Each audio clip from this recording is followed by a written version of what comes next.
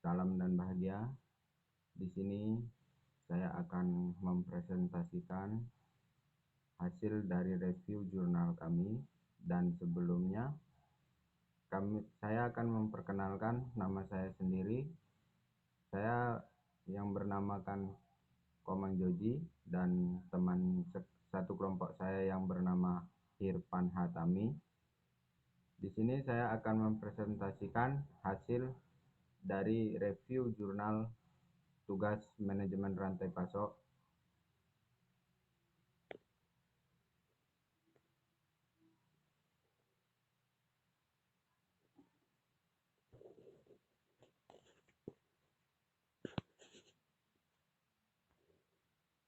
Baik, di sini saya akan mempresentasikan review jurnal kami yang berjudul Desain Jaringan Manajemen Rantai Pasok Industri Ikan Tuna Kaleng di Kota Bitung. Yang pertama, informasi jurnal. Yang kedua, abstrak. Yang ketiga, pendahuluan. Yang keempat, hasil dan pembahasan. Yang kelima, kesimpulan dan saran. Di sini ada informasi jurnal. Informasi jurnal itu yang dengan berjudulkan Desain Jaringan Manajemen Rantai Pasok Industri Tuna Kaleng di Kota Bitung. Penulisnya yaitu Chandra Christian U. Paulus K. Magdalena W. Nama jurnal ini Jurnal EMBA, diterbitkan Juli 2020. Yang pertama, latar belakang. Kota Bitung merupakan daerah yang dikenal sebagai daerah industri perikanan, dan salah satu industri perikanan yang berada di Kota Bitung adalah industri ikan tuna kaleng. Dan yang kedua, tujuan penelitian untuk menggambarkan desain jaringan manajemen rantai pasok industri ikan tuna kaleng di Kota Bitung, Sulawesi Utara. Untuk metode penelitiannya sendiri, metode penelitian menggunakan pendekatan kualitatif dengan teknik pengumpulan data, yaitu wawancara semi struktur. Di sini ada pendahuluan. Pendahuluan ini pengelolaan rantai pasok industri pengolahan ikan tuna kaleng sangat dibutuhkan, karena industri ini sangat memberikan kontribusi pada pasar dunia. Pengelolaan rantai pasokan ikan yang efektif dan efisien dapat meningkatkan kinerja, efisien waktu dan tenaga, menekan biaya operasional, kualitas ikan yang tetap terjaga, serta jangkauan distribusi yang luas. Pada tahun 2018 telah menjangkau 86 negara tujuan ekspor ikan tuna kaleng berasal dari Indonesia. Namun produk ikan kaleng dari Indonesia belum dapat memanfaatkan permintaan dari negara-negara tergabung di kawasan Uni Eropa dan Afrika yang terbuka luas, dan belum dapat memenuhi permintaan mereka karena industri pengelolaan ikan tuna kaleng diperhadapkan dengan keterbatasan suplai bahan baku produk lokal dari perusahaan penangkapan ikan. Di sini yaitu hasilnya itu dari yang pertama hulu, terus manufaktur, terus konsumen. Dapat dilihat dari gambar. Gambar ini memperlihatkan jaringan rantai pasokan industri ikan tuna kaleng di Kota Bitung, dimulai dari pemasokan ikan yaitu nelayan, perusahaan penangkapan, pengusaha penangkapan di daerah penangkapan ikan untuk menangkap ikan, kemudian ikan yang sudah ditangkap oleh nelayan perusahaan, penangkapan perusahaan penangkapan dipasok ke perusahaan ikan tuna kaleng. Berdasarkan harga Bangkok Fresh, harga bahan baku ikan tuna sebesar 15.000 per kilogram. Namun, perusahaan penangkapan di Kota Bitung menetapkan harga ikan tuna sebesar 18.000 per kilogram karena mengikuti harga yang berlaku di Jakarta. Yang berikutnya yaitu pembahasan.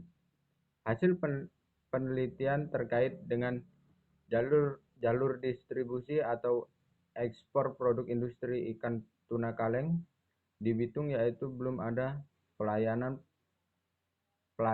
langsung dari Pelabuhan Bitung ke negara-negara tujuan ekspor. Meskipun Pelabuhan Kota Bitung telah ditetapkan sebagai International Hub Port atau dengan IHP. Pelabuhan internasional melalui Peraturan Presiden Nomor 26 Tahun 2012 tentang Cetak Biru Pengembangan Sistem Logistik Nasional sehingga pengembangan biaya logistik lebih mahal. Padahal jika dilihat secara geografis, pelabuhan lebih dekat dengan negara-negara tujuan ekspor seperti Filipina, Vietnam, Taiwan, Cina, dan Jepang. Dalam kajian industri pengelolaan ikan kaleng menyatakan bahwa transshipment melalui pelabuhan perantara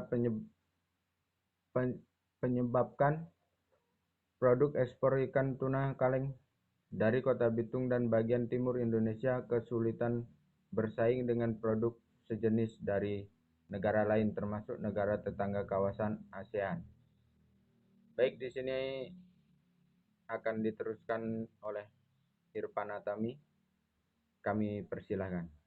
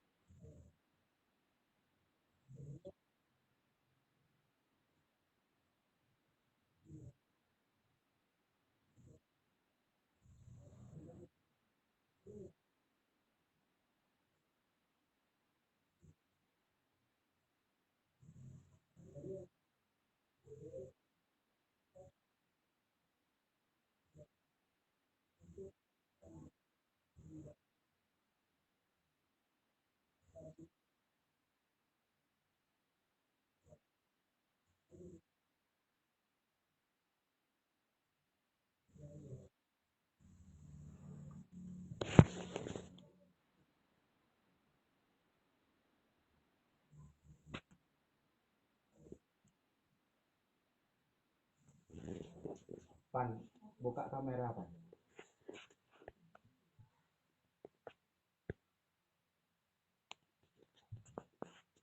Baik, dari hasil presentasi kami hanya bisa saya sampaikan sedemikian rupa. Baik, untuk hasil presentasi kami hanya bisa saya sampaikan sedemikian rupa, kurang lebihnya saya dan Hirpanatami mengucapkan mohon maaf sebesar-besarnya. Kami ucapkan terima kasih banyak, salam dan bahagia.